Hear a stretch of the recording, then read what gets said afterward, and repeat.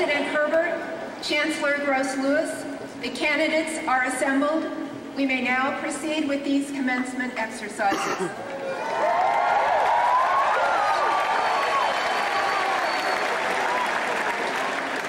Ladies and gentlemen, good morning and welcome. As we begin this commencement ceremony, Wynn Richards, Dean of the School of Music, will lead us in singing the national anthem. Rabbi Susan Lakin Schifrin, Executive Director of the Helene G. Simon Hillel Center, will offer the invocation. Please remain standing.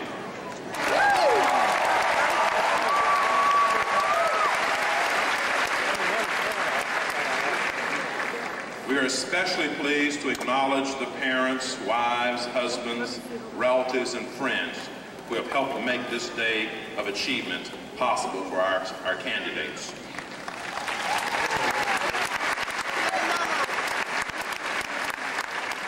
We share your pride in this celebration of accomplishment. Our ceremony today is brief compared to the years of diligent effort that each candidate has invested in his or her education. Therefore, we ask our guests to please honor all of our graduates by remaining until the ceremony is concluded.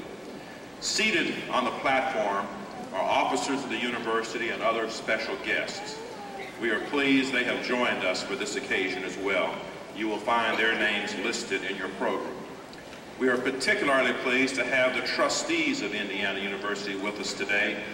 I ask them to stand as I call their names and would ask another important and critical group of special individuals that I would like to ask you to join me in saluting: the IU faculty. Their outstanding scholarship, their dedication to teaching and to the learning experience have made this commencement possible. They have inspired our graduates in ways that will last a lifetime. Will the faculty please stand for our recognition?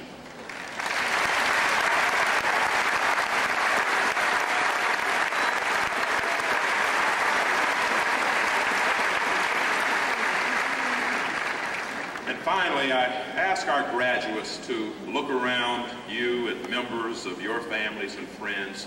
Their support and encouragement has been invaluable, as all of you know, invaluable beyond measure. All of us rely in countless ways on those who are near and dear to us, and we depend upon their helping hands and their faith that we will succeed. So graduates, please stand and give a big round of applause for your families and friends. They deserve it.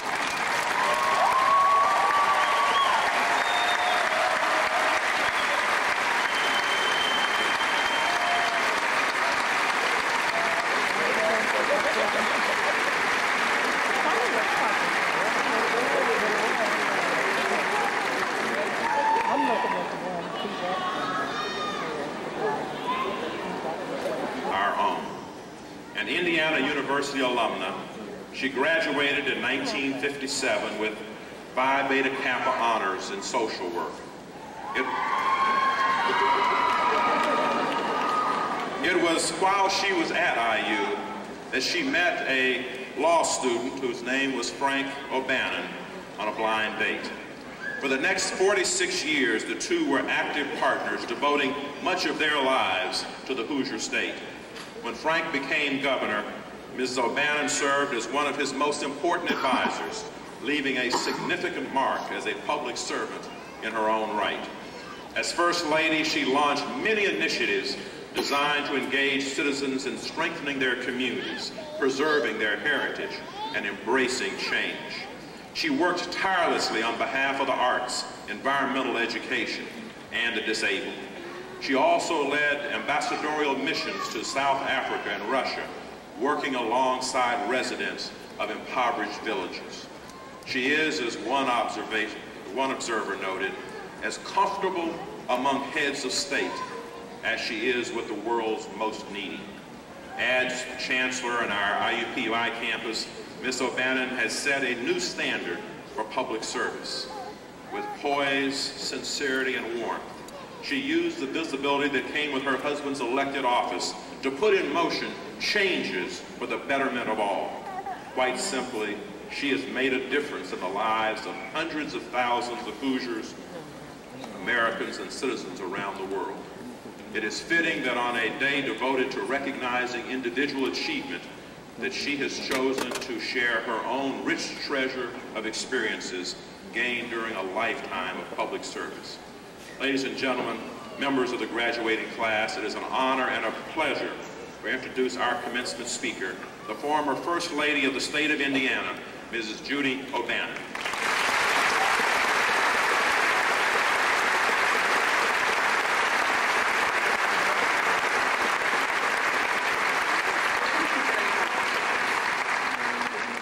You know, it's a wonderful experience to be just a housewife from southern Indiana and to be able to today be just encapsulated by giants.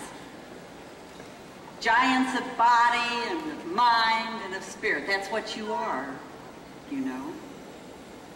And I want to thank you for the opportunity of being able to stand up in front of all of you and say an even bigger thank you for what Indiana University has meant in my personal life and the life. Now, I know you're having a hard time sitting here. You've rushed to this moment. You just can't keep yourself from, well, I came to talk about it. I'm so glad that I have so many people who have to sit. To someone next to me decide whether they thought the food was adequate. Thousands of miles up there. While below us,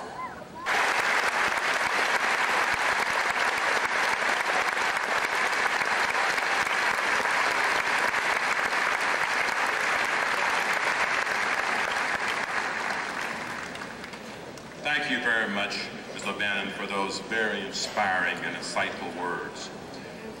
A splendid tradition of our commencement ceremony is the awarding of an honorary degree, the highest academic accolade that Indiana University can bestow.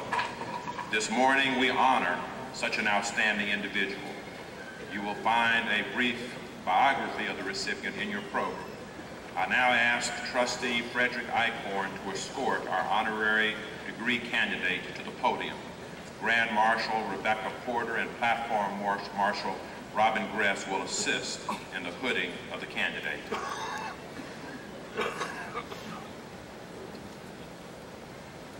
Mr. President, it is a privilege to present our honorary degree recipient, Judy O'Bannon. It is also a deeply personal pleasure to introduce one of my longest and dearest friends. You've already, I would add that Judy O'Bannon is a champion of education. As Indiana's First Lady, she regularly visited schools throughout the state to promote literary studies collaborative between Earlham, Goshen, and Manchester colleges. She continues to be a loyal IU alum. Indiana University salutes you. You have served the people of this state with conviction. You have led by example.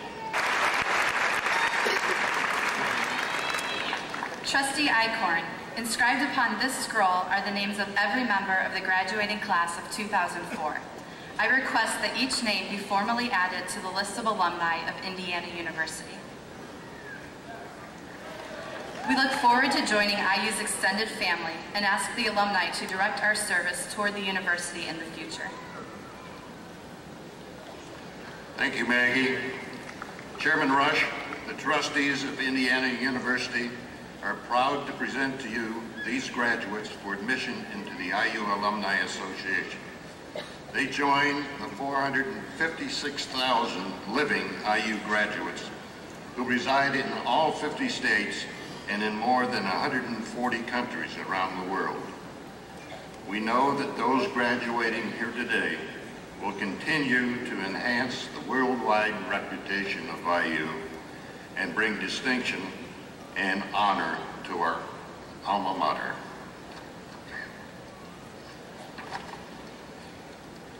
Trustee Eichhorn, we accept and welcome the members of the graduating class of 2004. This year marks the 150th anniversary of Indiana University Alumni Association. In celebration of that milestone and of each student's personal academic achievement, all graduates who have earned their first IU degree today will receive a one-year complimentary membership in the association.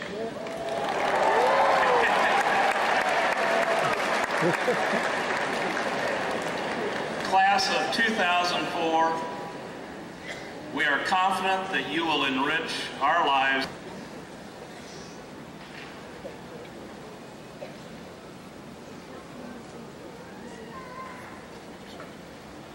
If you're ever asked how many chancellors it takes to change a light bulb on a floor on a flight of stairs, I don't know the answer, but the answer is more than one.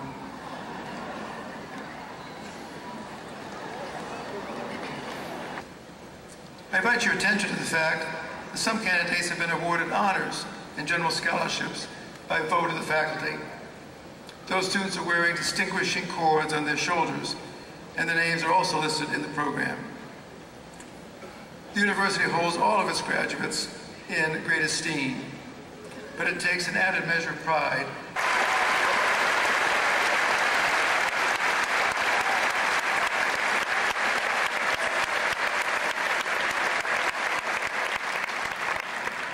and will the candidates graduating with high distinction please stand?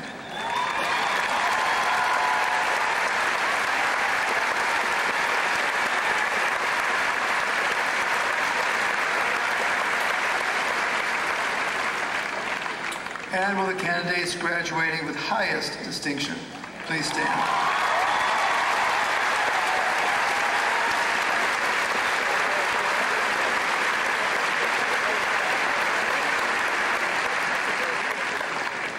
Congratulations to you all. And now the deans of the schools will present the candidates for degrees, and President Herbert will formally confer degrees after all of the candidates have been introduced. I begin by asking John Slattery, the Dean of Graduate Studies, to present candidates for degrees from the graduate school. Honor those who have earned doctoral degrees by placing upon them the doctoral hood. Academic attire is steeped in tradition. Doctoral degree recipients wear distinctive tassels on their caps and hoods of various styles and colors. The doctoral hood is easily recognized by the width of velvet edging, the wide panels at either side, and the full exposure of the lining. By observing the tradition of hooding, we honor the dedication and extraordinary effort that are required to earn a doctoral degree. Faculty marshals are now leading the University Graduate School doctoral candidates to the stage, where Chancellor Gross Lewis, Dean Slattery, and I will greet them. They will then receive their doctoral hoods from members of the faculty.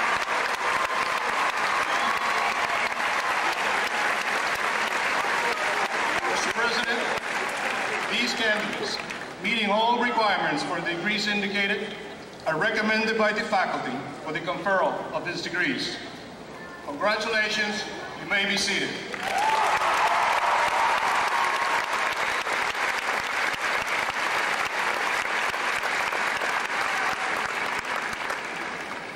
Thank you. Will the faculty marshals please lead the doctoral candidates from the School of Education to the stage, where Chancellor Gross Lewis, Dean Gonzalez, and I...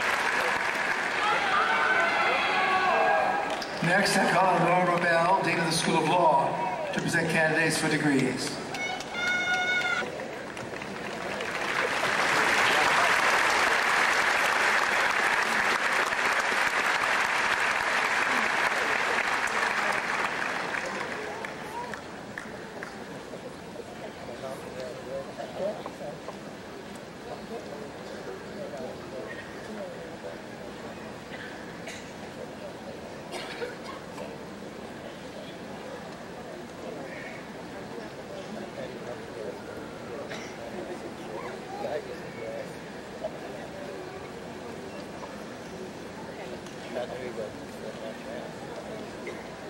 I now ask the Dean of the School of Music, Gwen Richards, to come.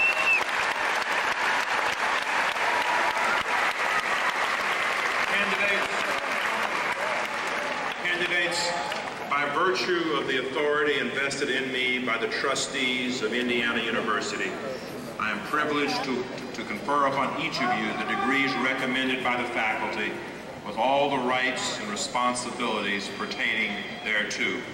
You have reached a milestone in your lives. The reputation of Indiana University will depend upon your continued commitment to the values, the knowledge, and the skills you have learned here. I now invite you to move the tassels on your caps to the left side to indicate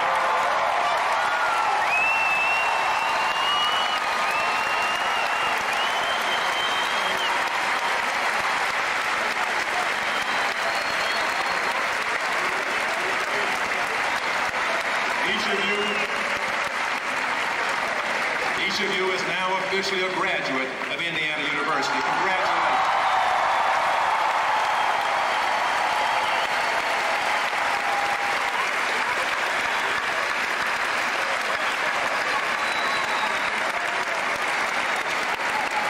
Please be seated.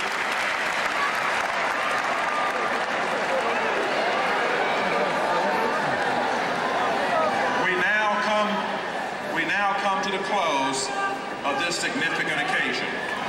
We are all grateful to the Commencement Committee chaired by Ken Beckley, President and CEO of the IU Alumni Association, for helping to organize this event. Our thanks also to Gwen Richards and to the members of the Indiana University Commencement Band led by Professor Ray Kramer for providing music today.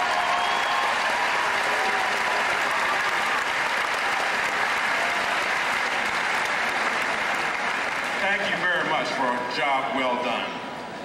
And to acknowledge our newest graduates, I now ask Dean Richards to lead us all in singing our alma mater, Hail to Old IU. The words are on the inside front cover of your program.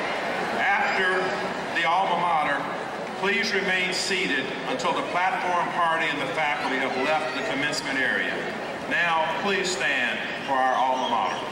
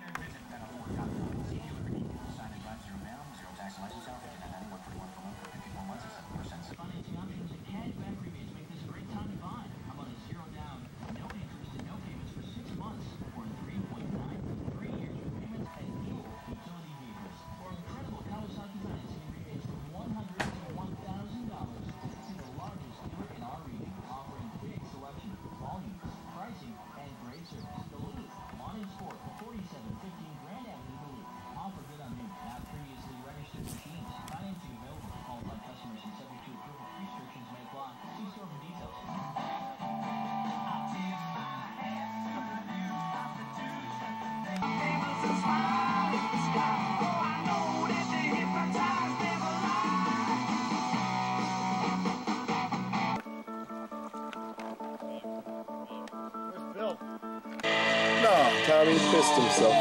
No.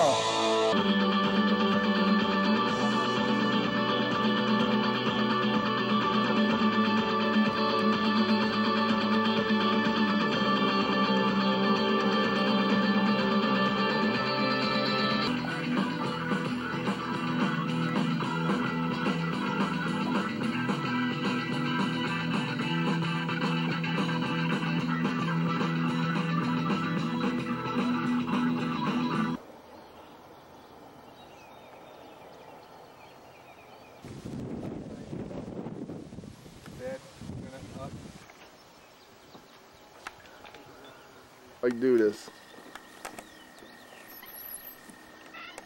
All right. See, usually this isn't like a still. I know. So we can.